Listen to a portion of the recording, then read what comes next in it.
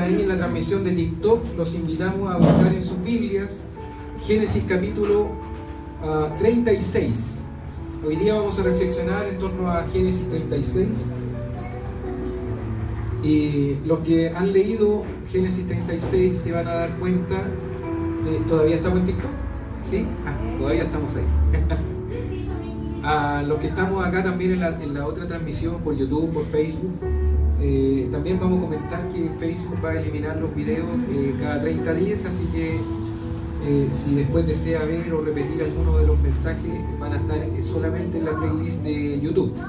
Puede encontrarnos ahí como CBR TV y ahí va a tener toda la información, pero en YouTube ya va a empezar a desaparecer. Sí. ¿Ya tienen Génesis 36? Este domingo es un domingo especial, un domingo de lluvia, la primera lluvia del año, de otoño, acá en la ciudad de Viña del Mar. Y este texto que vamos a compartir el día de hoy, realmente muchos lo podrán mirar y decir, pero es solo una lista de nombres, ¿cierto? Ya los que lo están viendo ahí, o quizá usted en su casa, puede decir solo es una lista de nombres. ¿Para qué están las genealogías en la Biblia? Leer este capítulo es fácil, ¿cierto? Si lo leyéramos ahora nosotros, relativamente fácil, una seguidilla de nombres, y Esaú engendró, y ¿no es cierto? Y así sucesivamente. Pero al momento de exponer el texto se hace bastante complejo. Nosotros tendemos aquí en la iglesia a hacer mensajes expositivos. Entonces, para exponer este texto, para ir verso por verso o ir exponiéndolo, se hace difícil. Pero cuando llegamos a este capítulo 36 de Génesis, donde se registra la genealogía de Saúl, la pregunta inevitable que todo el mundo se puede estar haciendo, quizás nuestros amigos que están ahí en TikTok, les decimos que si están escribiendo algo, en este momento no hay nadie mirando ese equipo, ese teléfono, así que no vamos a poder responderle inmediatamente. Pero sí pueden mandarnos mensajes. Entonces, retomo, decíamos que se hace una pregunta que son dos preguntas en realidad. ¿Por qué están en listas de nombres en la Biblia? ¿Por qué aparecen listas de nombres en la Biblia? ¿Y tiene algún propósito más allá de solamente informarnos un punto de vista histórico? Es una gran pregunta, ¿no? ¿Ustedes se preguntan eso los que están acá? ¿Por qué aparecen las genealogías?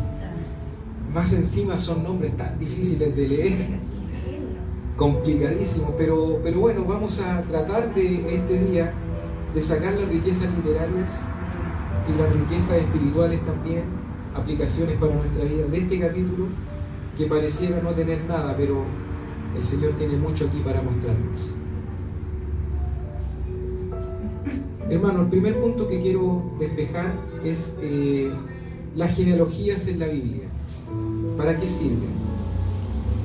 Lo primero que debemos desprender de cuando encontramos una genealogía en la palabra del Señor es la fidelidad de Dios. Porque ahí nosotros vamos a observar cómo Dios va perpetuando de generación en generación el cumplimiento de su palabra. Y en específico esta genealogía que se nos muestra aquí en el capítulo 36, la genealogía de Saúl, nos muestra que Dios cumple sus promesas, ¿cierto? La descendencia de Saúl muestra el cumplimiento de las promesas de Dios, y ahí quiero que me acompañe para recordar cuál fue la promesa que Dios le hizo a Esaú. Vamos a buscar Génesis capítulo 25 al verso 23.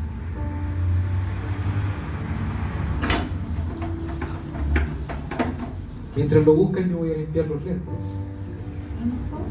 Génesis 25, verso 23.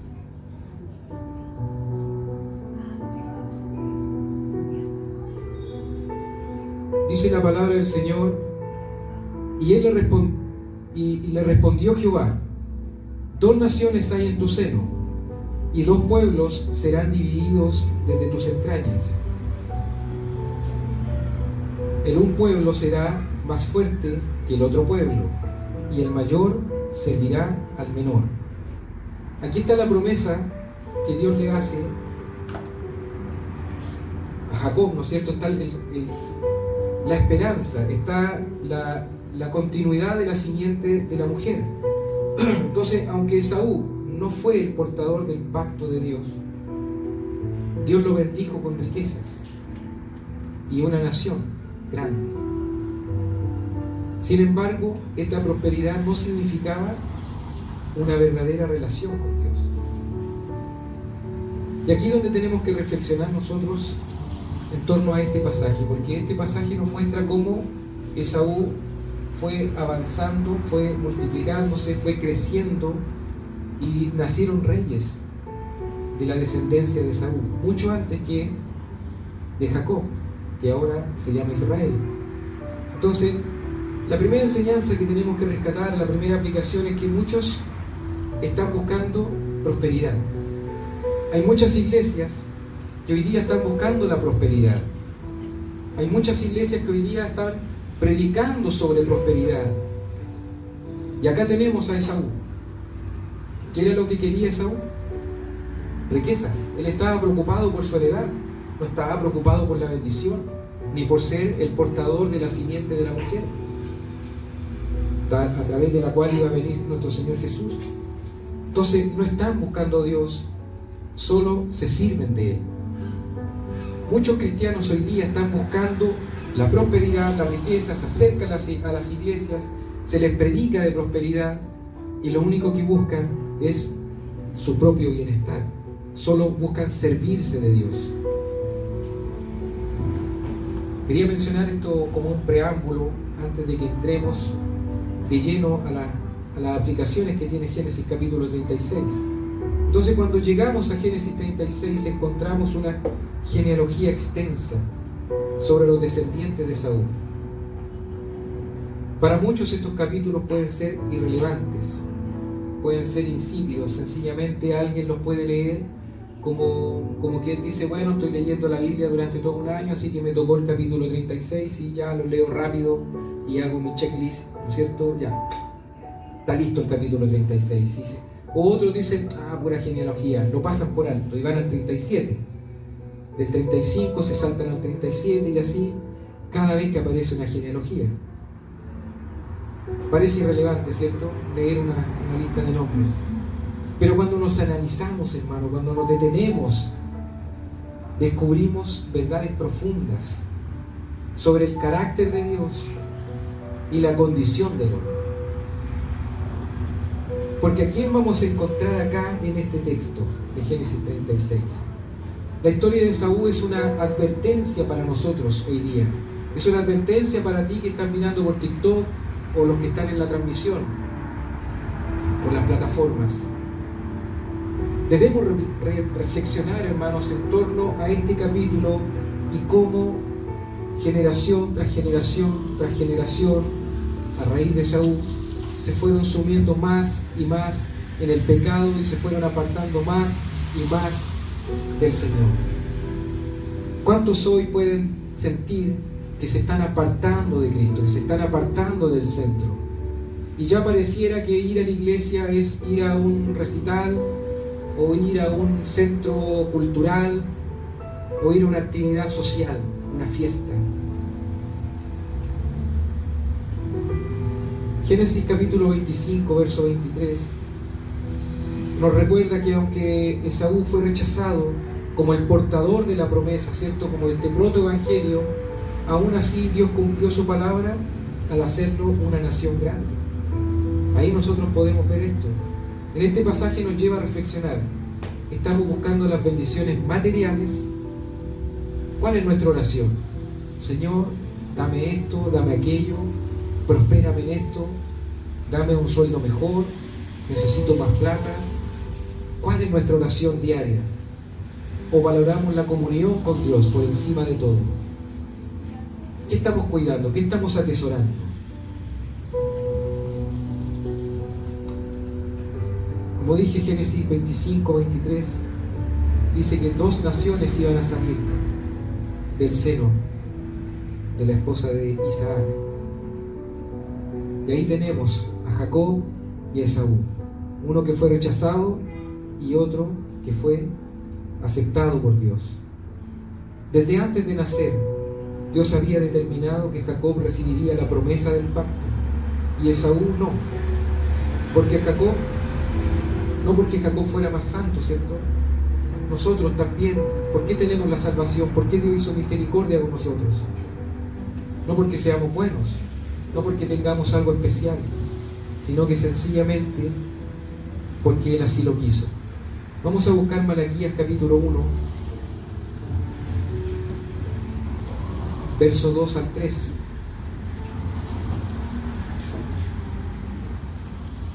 Dice la palabra del Señor en Malaquías capítulo 1, verso 2 al 3. Yo os he amado, dice Jehová, y dijisteis, ¿en qué nos amasteis? ¿No era Esaú hermano de Jacob? Dice Jehová. Y amé a Jacob, verso 3, y a Esaú aborrecí, y convertí sus montes en desolación, y abandoné su heredad. ¿Qué dice ahí? Para los chacales del desierto. Es fuerte esta palabra. Vamos a leer también Romanos capítulo 9, verso 13 al 16. Como está escrito, Romanos capítulo 9, verso 13 al 16. Como está escrito, a Jacob amé, mas a Esaú aborrecí. Verso 14. ¿Qué pues diremos?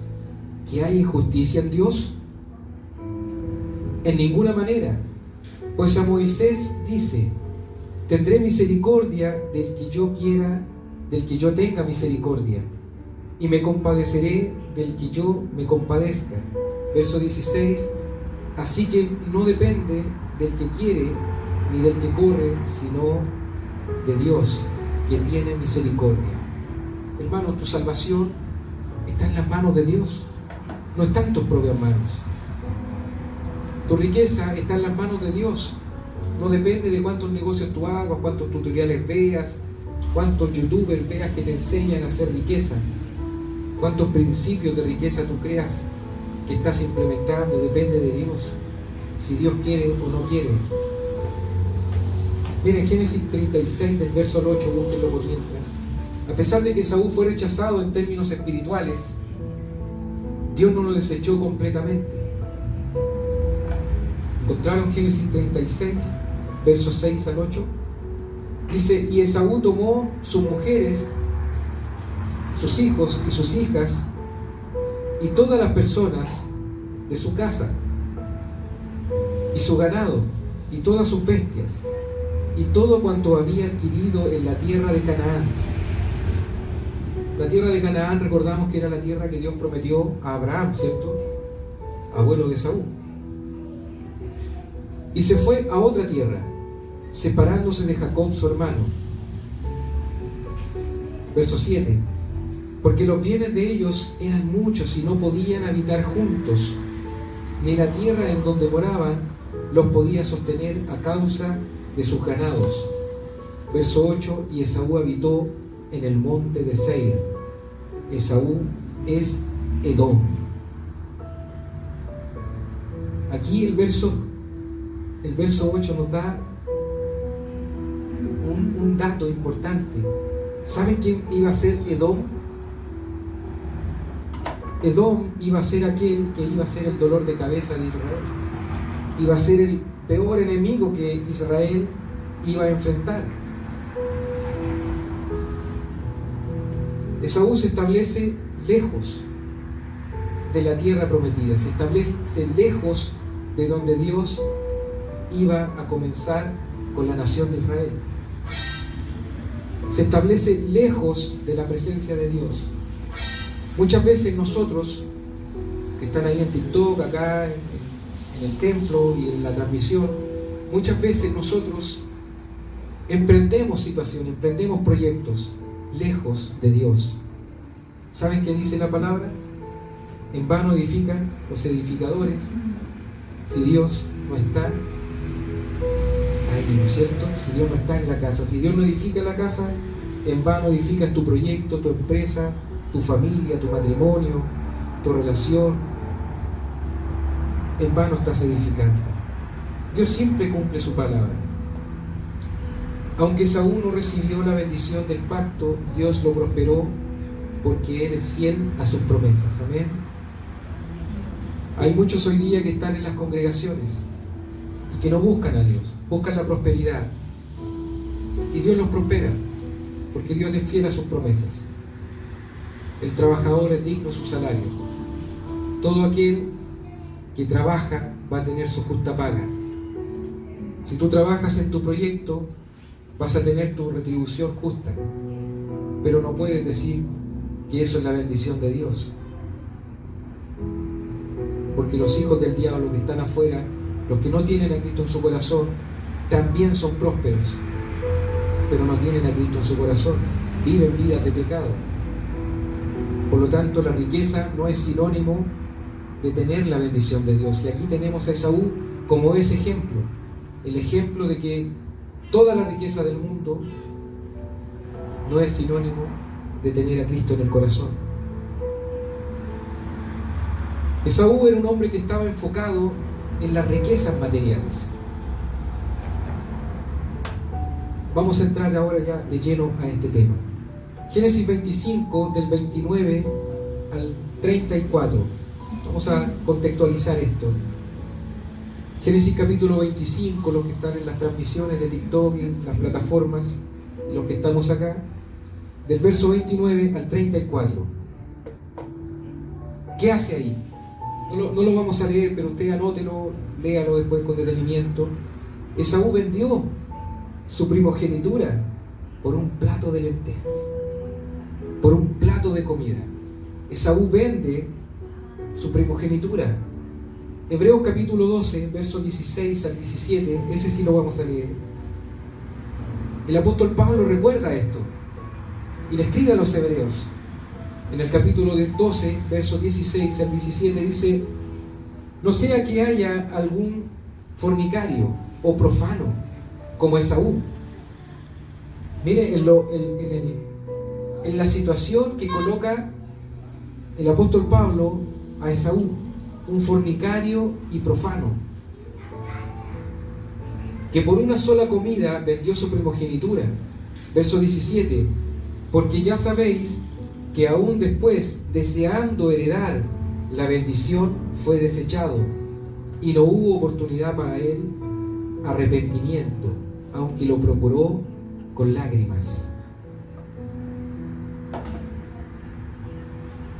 Esaú tenía la bendición de ser el primogénito. Él tenía la bendición, iba a ser para él. Pero ¿qué hizo? Privilegió ¿qué cosa? ¿Lo espiritual? No, lo terrenal.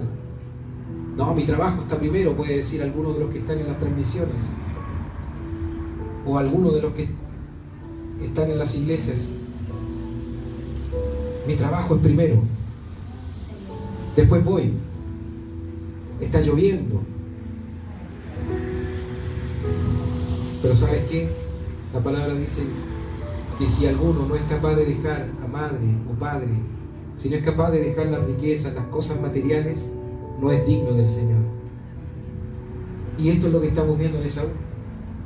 No era digno de Dios, no era digno de portar la bendición, porque no la deseaba. La desechó, la vendió, la tomó como cualquier cosa. No me interesa, me interesa más un plato de comida. Tengo hambre, estoy cansado, vengo de trabajar, necesito comer. Quédate con la bendición, me da lo mismo. Después reflexiona y aunque lloró y suplicó, no pudo obtenerla. Vamos a leer Génesis capítulo 36, del verso 31 al 43. Aquí hay un montón de nombres. Si tú eres alguno de esos cristianos que estás enfocado solo en las riquezas, déjame decirte que la palabra del Señor dice: no hagas tesoro donde la polilla y el orín corrompen. Porque nada de lo que está en este mundo, nada de lo que tú puedas obtener, te lo vas a llevar. Yo no he visto nunca, jamás he visto una carroza fúnebre con un camión de mudanza detrás. ¿Alguien ha visto eso? ¿Alguien ha visto en el cementerio cajones con ropa, con muebles? ¿Alguien ha visto que alguien se lleve algo de este mundo? Jamás. Por lo tanto, todo aquello por lo cual tú estás luchando, estás peleando y estás dejando de congregarte y estás dejando tu vida espiritual, es insípido, es efímero, se desvanece como el agua entre medio de las manos. No sirve. Dice Génesis capítulo 36, del verso 31 al 43, y los reyes que reinaron en la tierra de Edom, que ahora sabemos que era Esaú, ¿cierto? La tierra de Edom, antes que reinase rey sobre los hijos de Israel. ¿Se da cuenta el detalle acá? Solo en el primer verso, en el 31, nos dice que Edom, Esaú, ya tenía reyes antes de que la nación de Israel tuviese su primer rey. Antes de que pasara el periodo de los jueces, antes de todo, ya Esaú, a esta altura Edom, ya era una tierra con reyes. Y aquí nos dice, fueron estos. Verso 32, Bela, hijo de Beor, reinó en Edom. ¿Dónde quedaba Edom? En el monte de Seir. Eran pueblos montañeses. Dice, y el nombre de su ciudad fue Dinaba. Verso 33, murió Bela y reinó en su lugar Jobad, hijo de Sera, de Bosra. Verso 34, murió Jobad y en su lugar reinó Usam. Mire, ya van, ¿cuántos reyes? 3. Israel todavía no era prosperado. Israel todavía no tenía su primer rey, todavía no había sido multiplicado al punto de una nación. ¿Dónde me quedé? Y en su lugar reinó Usam, de tierra de Tamán. Verso 35, murió Usam y reinó en su lugar Hadad, hijo de Dad, el que derrotó a Madián en el campo de Moab. Grandes guerreros.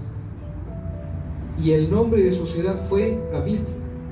Verso 36, murió Hadad y en su lugar reinó Samla de Masreca. Verso 37, murió Samla y reinó en su lugar Saúl de Rehobot. La H parece se lee como J. Rehobot, junto al Éufrates. Ya habían expandido su territorio, estaban cerca del Éufrates. Verso 38, murió Saúl y en lugar suyo reinó Baal Hanán, hijo de Acbor. Verso 39, murió Baal Hanán, hijo de Acbor, y reinó Hadar en lugar suyo. Y el nombre de su ciudad fue Pau. Y el nombre de su mujer, aquí hay un dato importante, ya se menciona la primera mujer en esta genealogía. Dice Metabel, hija de Matred, hija de Masaad. Verso 40. Estos pues son los nombres de los jefes de Esaú por sus linajes, por sus lugares y sus nombres: Timna, Alba, Getet. Verso 41,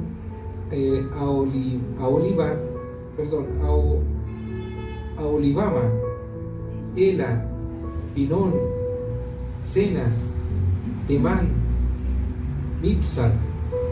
Verso 43, Magdiel e Hiram. Estos fueron los jefes de Edom según sus moradas en las tierras de su posesión. Edom es el mismo Esaú, padre de los edomitas.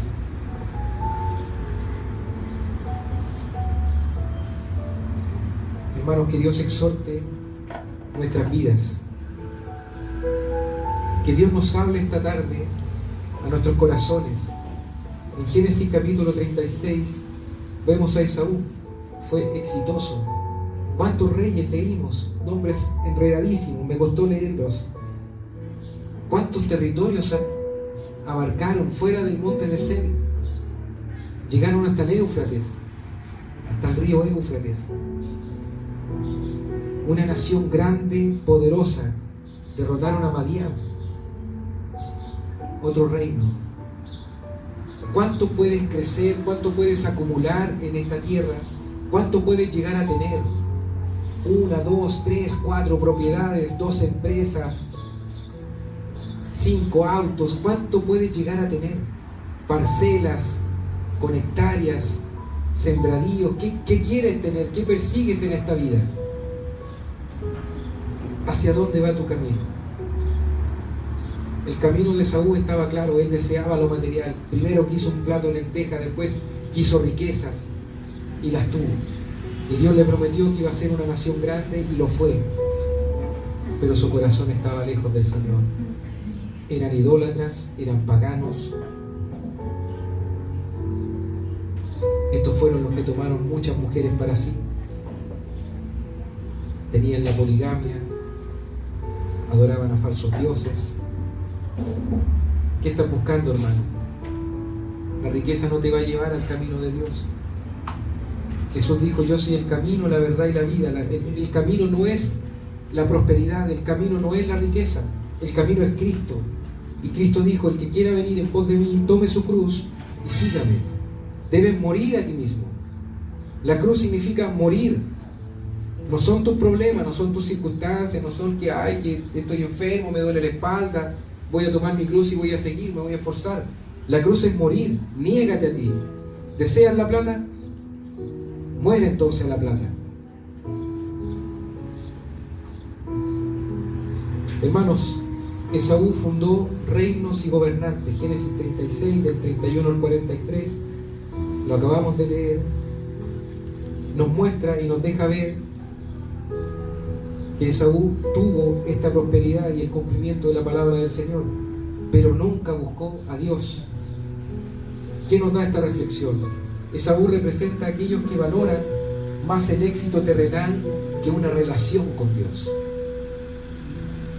Si cada vez que vamos a la iglesia nuestro corazón está motivado por buscar las riquezas terrenales, el éxito personal, la superación personal, entonces estamos siendo como Esaú. Ya vamos a ir terminando. No sé si todavía estaremos por TikTok, pero si está usted por ahí, comparte este mensaje, y los que están en las transmisiones también. Mateo capítulo 16, verso 26. Quiero que reflexionemos en torno a cuántos cristianos viven como Esaú. ¿Cuántos cristianos están buscando otras cosas en las congregaciones? Van a buscar mujeres, van a buscar pareja, van a buscar el esposo, la esposa, van a buscar amigos, van porque se sienten solos. ¿Cuántos cristianos están en las iglesias con motivaciones erróneas? Van por buscar entretenimiento. Mateo 16, verso 26 dice: ¿de qué le aprovechará al hombre si ganare todo el mundo y perdiere su alma? Hermano, me da la impresión de que Jesús está diciendo estas palabras y en su mente está Esaú, un hombre que conquistó un gran territorio, fue una nación grande, muchos reyes poderosos. Sin embargo, su alma se perdió. Y quizás Jesús con esta imagen en su mente le pregunta a los que están ahí a su alrededor, le dice: ¿de qué le aprovechará al hombre si ganare todo el mundo y perdiere su alma?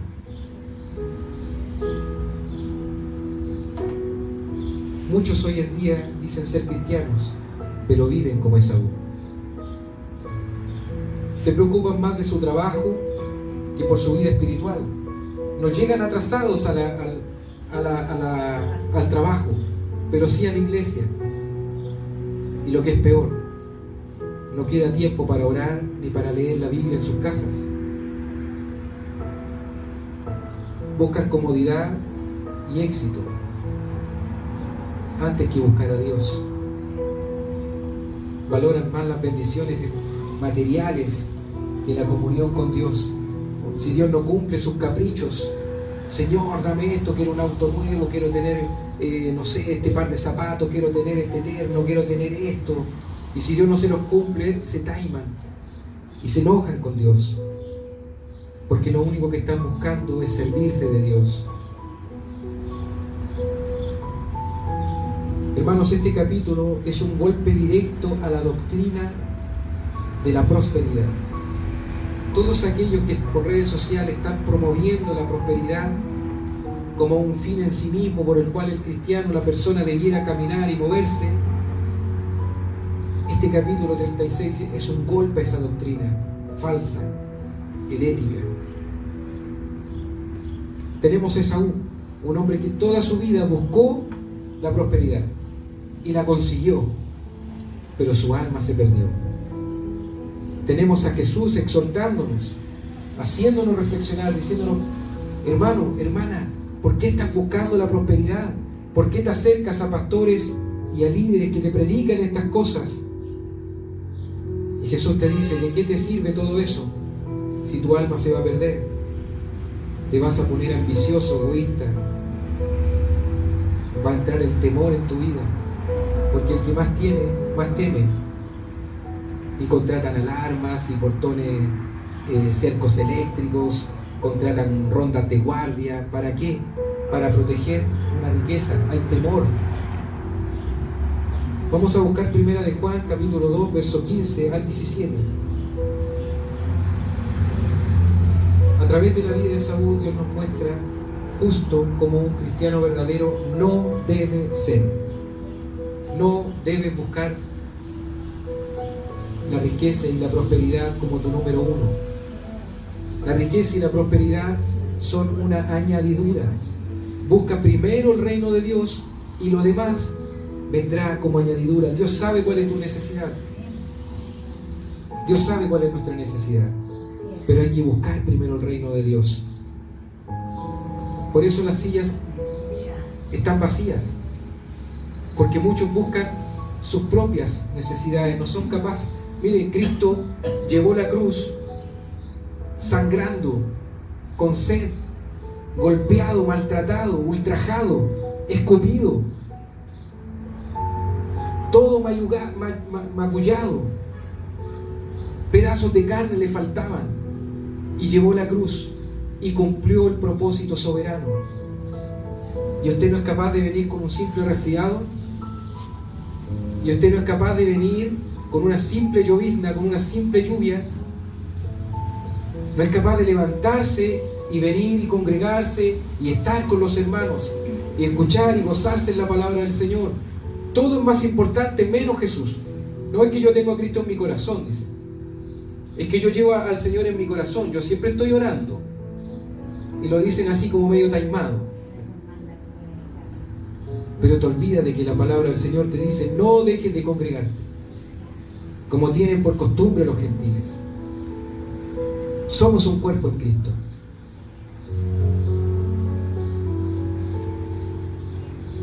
Dije, Primera de Juan, capítulo 2, verso 15 al 17.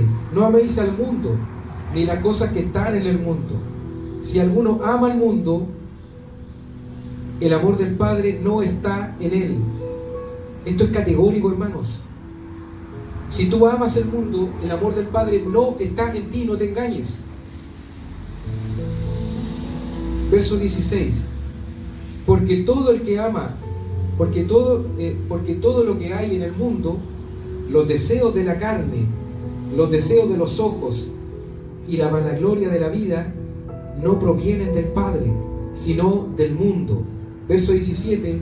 Y el mundo pasa, y sus deseos, pero el que hace la voluntad de Dios permanecerá para siempre. Hermanos, como dije delante, No hay ningún servicio fúnebre que esté esperando afuera del templo, ¿no es cierto?, cuando lo están velando, camiones con mudanza, con las joyas, con los vehículos estacionados, toda la riqueza que acumulaste en este mundo.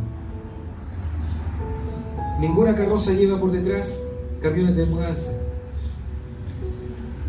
Ninguno de estos agujeros que hacen en la tierra para enterrar el cajón van con televisores, con LED, ¿no es cierto?, con computadores, con notebook, con tablet, con iPad. Ninguno lo entierran con esas cosas, porque nada te puede llevar de este mundo al otro. Reflexiona en primera de Juan. Juan fue el último apóstol en morir. Él vio el desarrollo de la iglesia primitiva. Él vio cómo los cristianos del primer siglo se estaban apartando del centro de Cristo y estaban entrando en otras tendencias materialistas. Por eso les dice: no amen el mundo, porque si aman al mundo, entonces no aman a Dios. Nadie puede amar a dos mujeres, nadie puede amar a dos hombres. Esta tendencia moderna del poliamor no es verdad. O amas a uno y el otro te gusta, te atrae, o amas al otro. O amas a Dios o amas al mundo. Y mira lo que te dice el apóstol Juan: todas las cosas de este mundo pasan, mas la palabra de Dios no pasa.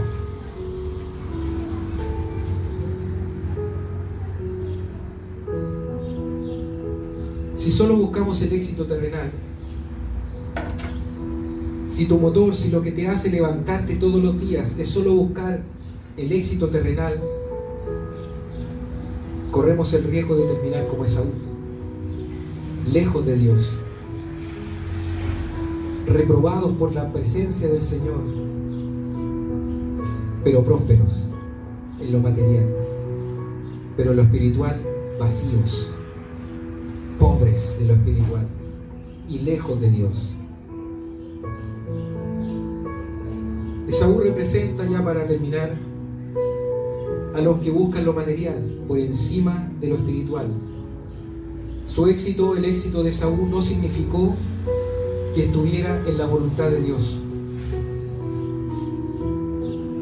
Hay muchos cristianos que viven como Esaú, enfocados en el dinero, en el trabajo y en los placeres, olvidando que lo que más importa es su relación con Dios.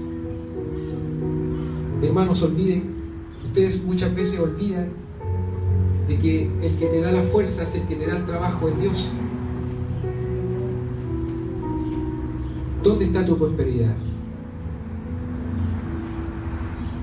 Es una pregunta para que la contesten en sus corazones, en oración con el Señor. ¿Dónde está tu prosperidad? ¿En las bendiciones materiales o en la presencia del Señor?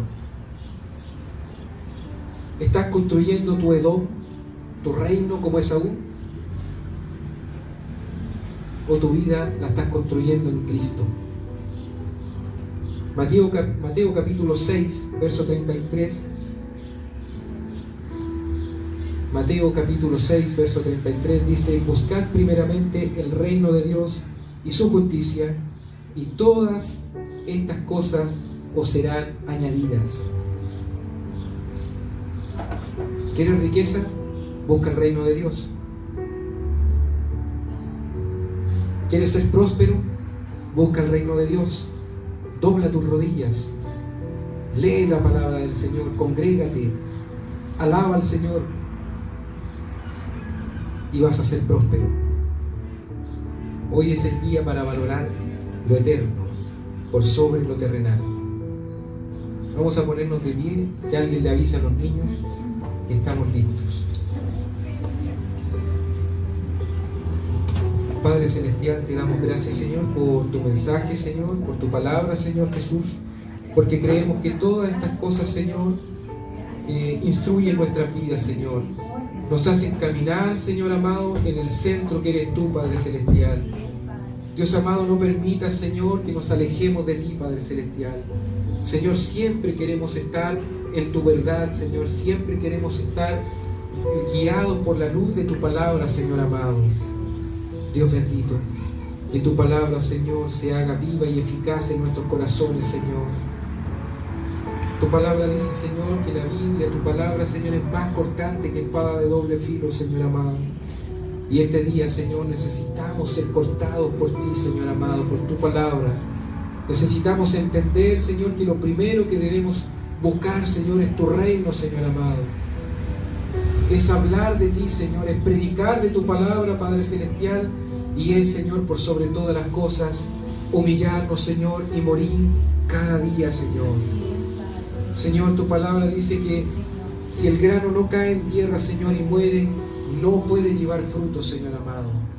Y muchas veces nos resistimos, Señor, a caer en tierra, a morir a nosotros mismos.